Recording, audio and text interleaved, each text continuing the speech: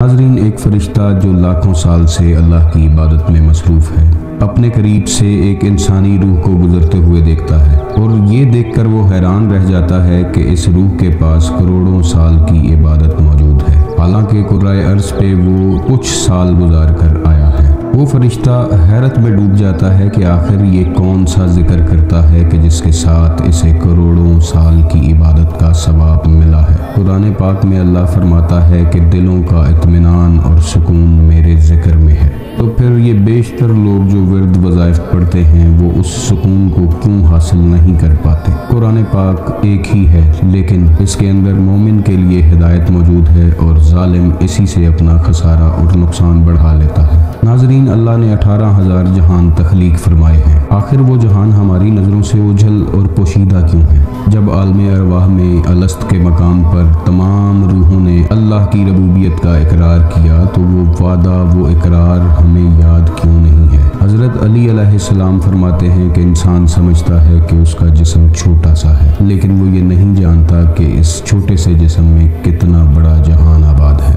आखिर वो जहान हमारी नज़रों से ओझल क्यों है? आखिर वो कौन सा अल्लाह का ऐसा जिक्र है जो इंसान को मार्फत इलाही और कुर्बे इलाही और दीदार इलाही तक ले जाता है और दीदार इलाही के बाद दिलों को इत्मीनान और सुकून मिलता है? इन सब की सिर्फ एक ही वजह है कि हम अपने जिस्म की खुराक का बंदोबस्त करने में लगे रहते हैं, मगर रूह की ग़िज़ा के बारे में सोचने की कोशिश नहीं करते। आखिरकार खुराक ना मिलने की वजह से रूह बीमार होती चली जाती है और एक दिन नफ्स के ताबे हो जाती है।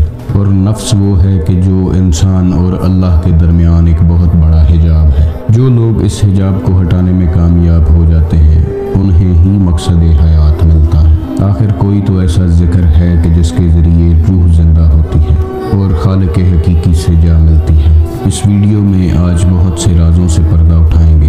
वीडियो को लाइक कीजिएगा, शेयर कीजिएगा और चैनल को सब्सक्राइब कीजिएगा ताकि हमारा और आपका राब्ता बना रहे। नाज़रीन, हम बचपन से सुनते आ रहे हैं कि अल्लाह का जिक्र रूह की ग़िज़ा है। जैसे इस दुनियावी जिस्म की ग़िज़ा होती है, वैसे ही रूहानी जिस्म की भी एक ख़ास ग़िज़ा होती है। नाज़रीन, अल्लाह ने 18,000 जहान तख्लीक फरमाए और उनमें मुख्तलिफ मखलूक़ात तख्लीक फरमाई और उन तमाम मखलूक़ात की ग़िज़ा का बंदोबस्त किया। जैसे जन्नात इस दुनिया में हमारे साथ तो रहते हैं, लेकिन बहुत से लोग ये नहीं जानते कि जन्नात आखिर क्या खाते हैं, इनकी ग़िज़ा क्या है और ये अपनी नस्ल को आगे कैसे चलाते हैं।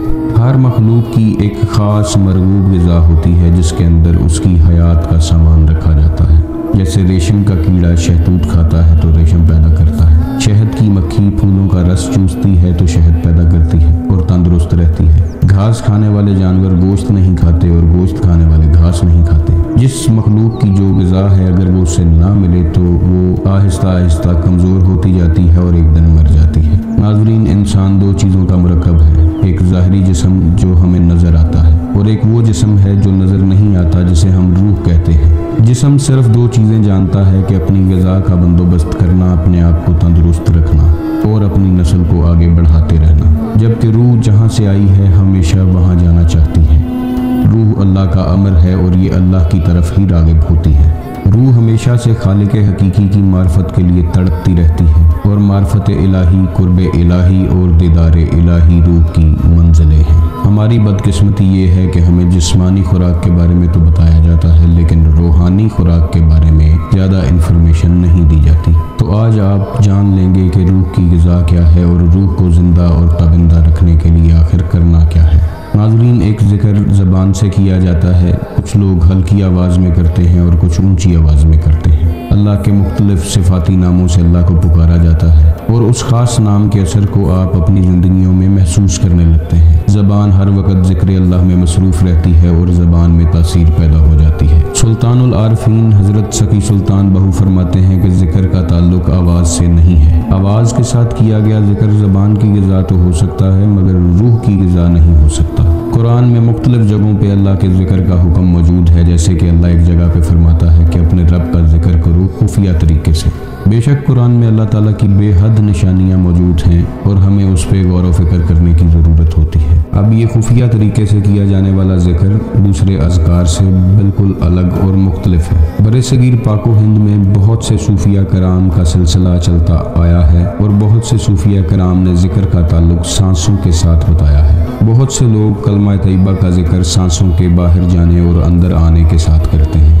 नाजरीन, मुख्तसरन यहाँ पर यह जान लेना भी ज़रूरी है कि इंसान के अंदर एक नहीं बल्कि बहुत सी रूहें मौजूद हैं, जिन्हें आप स्पिरिट्स कहते हैं, कुछ लोग इन्हें लताइफ कहते हैं और कुछ लोग इन्हें अरवाह कहकर पुकारते हैं। माँ के पेट में बच्चे की पहली स्टेज पर रूह जमादी उसके अंदर आती है और ये रूह पहाड़ों में मौजूद होती है। जब बच्चा नशोनुमा पानी शुरू करता है तो उसके अंदर रूह नबाती आती है जो कि पौधों में होती है। जब ये बच्चा माँ के पेट में हरकत करनी शुरू करता है तो उस वक़्त रूह हैवानी आती है जो कि जानवरों में होती है। जब वो बच्चा इस दुनिया में आता है और पहली सांस लेता है तो रूह इंसानी उसके अंदर आ जाती है, और अगर वो बच्चा सांस लेने के बाद मर जाए तो नमाज जनाजा ज़रूरी होती है। लेकिन अगर कोई बच्चा दुनिया में आने के बाद सांस ना ले तो उसकी नमाज जनाजा ज़रूरी नहीं होती। इसकी वजह सिर्फ यही है कि नमाज जनाजा रूह इंसानी की होती है। ये मुख्तलिफ रूहें अल्लाह के मुख्तलिफ अज़कार से ज़िंदा होती हैं और ये रूहें सैटेलाइट्स का काम करती हैं। किसी रूह का ताल्लुक पहले आसमान से है तो किसी का दूसरे से, किसी रूह का ताल्लुक तीसरे आसमान से है तो किसी का चौथे से। नाजरीन, यही वो अरवाह हैं जो कभी शुहदाए कराम से मुलाकात करती हैं तो कभी अंबिया कराम से, कभी औलिया कराम से मुलाकात करती हैं तो कभी अल्लाह के कुर्ब तक पहुँच जाती हैं। नाजरीन, अब आते हैं उस जिक्र की तरफ के जो रूह की हकीकी ग़िज़ा है। अल्लाह ताला का एक नाम ज़ाती है और बाकी सिफाती हैं, और औलिया कराम के मुख्तलिफ सलासल में इसमें अल्लाह ज़ात पर बहुत तवज्जो मरकूज़ की गई है और कराई गई है। कुरान पाक में कल्ब का जिक्र जगह जगह पर किया गया है, इसलिए कल्ब को या दिल को इंसानी जिस्म में एक ख़ास अहमियत हासिल है जो इंसानी जिस्म का मरकज़ और महवर है। जब दिल की धड़कन एक दफ़ा खून पंप करती है तो लाखों ब्लड वेसल्स, करोड़ों ब्रेन एंड हार्ट न्यूरॉन्स में उस धड़कन को, उस पंपिंग को महसूस किया जाता है। जब आप आंखें बंद करके अपनी धड़कन को महसूस करते हैं और धड़कन के साथ अपने दिल में ही अल्लाह अल्लाह अल्लाह पुकारते हैं तो करोड़ों साल की इबादत हो जाती है। इंसान का दिल खून पंप करता है और साथ अल्लाह पुकारता है, और वो अल्लाह की गूंज लाखों ब्लड वेसल्स और करोड़ों ब्रेन एंड हार्ट न्यूरॉन्स के अंदर गूंजती है। दिल ने एक दफ़ा खून पंप करते वक्त अल्लाह पुकारा